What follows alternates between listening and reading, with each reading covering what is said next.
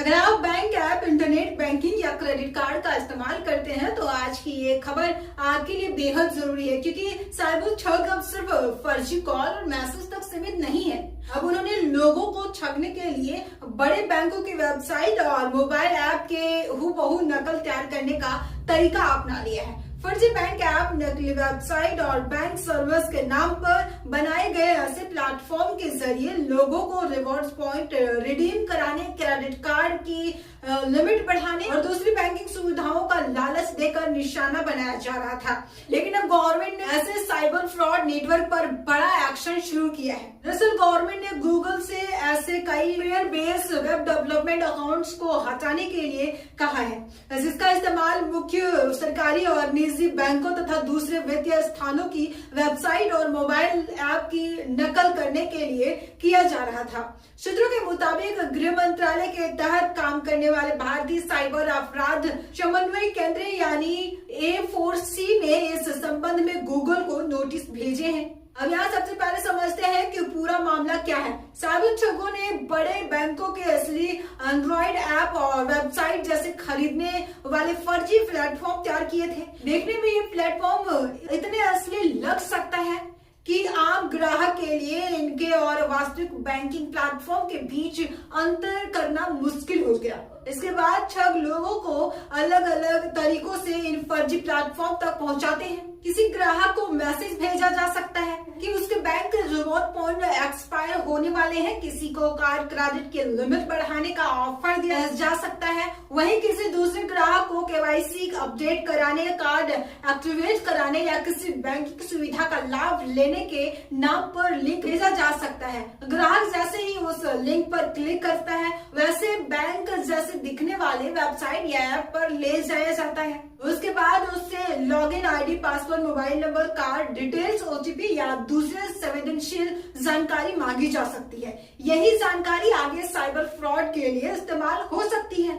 यानी साइबर ठगों का पूरा खेल ग्राहक का भरोसा जीतने पर आधारित है। उन्हें पता है कि अगर कोई फर्जी वेबसाइट देखने में बिल्कुल असल बैंक की वेबसाइट जैसी लगेगी तो ग्राहक के उसके जाल में फंसने की संभावना बढ़ जाएगी। इस मामले की रिपोर्ट सबसे पहले रॉयटर्स ने की थी। सवाल है कि इसमें गूगल फायरबेस का नाम क्यों सामने आ रहा है। दरअसल फायरबेस गूगल के क्लाउड बिजनेस का हिस्सा है। इसका इस्तेमाल डेवलपर्स मोबाइल ऐप और वेबसाइट बनाने, होस्ट करने और दूसरी तकनीकी सेवाओं के लिए करते हैं। लेकिन किसी भी टेक्नोलॉजी की तरह इसका इस्तेमाल सही और गलत दोनों उद्देश्यों के लिए किया जा सकता है। अगर कोई व्यक्ति ऐसी सर्विस का इस्तेमाल फिशिंग, मेलवेयर या वित्तीय धोखाधड़ी के लिए करता है तो ये एक गंभीर साइबर सिक्योरिटी समस्या बन जाती है। सरकारी नोटिस पर प्रक्रिया देते हुए गूगल ने कहा है कि कंपनी ऐसी गतिविधियों के खिलाफ सख्त नीति रखती है और अपनी सेवाओं का इस्तेमाल फिशिंग, मेलवेयर और वित्तीय धोखाधड़ी के लिए करने की अनुमति नहीं देती। और भारत में कानून प्रवर्तन एजेंसियों तथा सरकारी संस्थानों जैसे I4C भी शामिल है, इसके साथ मिलकर काम करता है। कंपनी के मुताबिक उसे मिलने वाले सरकारी नोटिस की समीक्षा की जाती है और लागू कानूनों तथा तय प्रक्रिया के अनुसार कार्रवाई की जाती है। अब जरा इस पूरे मामले को बड़े आंकड़ों के साथ समझिए। सरकारी आंकड़ों के मुताबिक पिछले 5 वर्षों में साइबर धोखाधड़ी की वजह से देश को करीब 52,000 करोड़ रुपए का नुकसान हुआ है। सिर्फ 2025 में ही डिजिटल और साइबर फ्रॉड से करीब 22,500 करोड़ रुपए के नुकसान की बात सामने आई है। इसी अवधि में करीब 28 लाख साइबर फ्रॉड शिकायतें दर्ज की गई है। इन आंकड़ों से साफ है कि साइबर फ्रॉड अब सिर्फ कुछ लोगों को प्रभावित करने वाली समस्या नहीं है, ये देश की डिजिटल इकोनॉमिक और आम बैंक ग्राहकों के लिए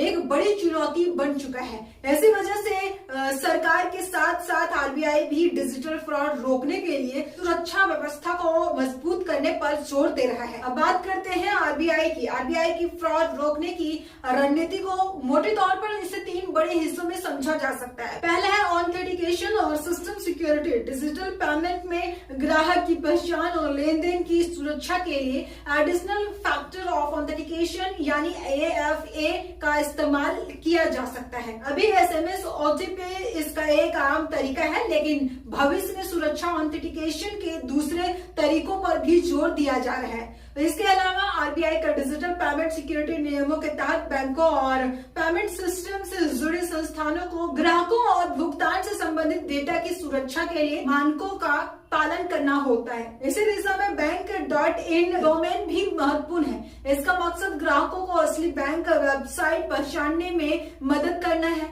यानी बैंक की वेबसाइट पर जाते समय ग्राहक को सिर्फ वेबसाइट का डिजाइन देखकर भरोसा नहीं करना चाहिए, बल्कि उसे आधिकारिक डोमेन को भी ध्यान से देखना चाहिए। वहीं दूसरे वित्तीय संस्थानों के लिए fin.in डोमेन लाने की योजना भी इस तरह की सुरक्षा व्यवस्था को मजबूत करने की दिशा का कदम है। अब आते हैं दूसरा, कस्टमर प्रोटेक्शन। अगर किसी ग्राहक के साथ इलेक्ट्रॉनिक लेन देन होता है तो आरबीआई के नियमों के तहत कुछ परिस्थितियों में ग्राहक की जिम्मेदारी शून्य या सीमित हो सकती है। लेकिन यहाँ सबसे जरूरी बात है, फ्रॉड होने के बाद तुरंत बैंक को जानकारी देना। किसी भी अनधिकृत ट्रांजैक्शन की जानकारी मिलते ही ग्राहक को तुरंत अपने बैंक से संपर्क करना चाहिए और जरूरी शिकायत दर्ज करनी चाहिए, क्योंकि रिपोर्ट करने में देरी होने पर ग्राहक की सुरक्षा और जिम्मेदारी से जुड़े नियमों का असर पड़ सकता है। इसके अलावा छोटे मूल्य के कुछ फर्जी इलेक्ट्रॉनिक बैंकिंग लेन देन के मामलों में ग्राहकों के लिए तय शर्तों के तहत मुआवजे की व्यवस्था भी मौजूद है। अब तीसरा बेहद जरूरी हिस्सा है, फ्रॉड डाटा और अवेयरनेस। बैंक और गैर बैंक पीपीआई यानी प्रीपेड पेमेंट स्टेटमेंट जारी करने वाली कंपनियां भुगतान धोखाधड़ी से जुड़े मामलों की जानकारी आरबीआई को देती है।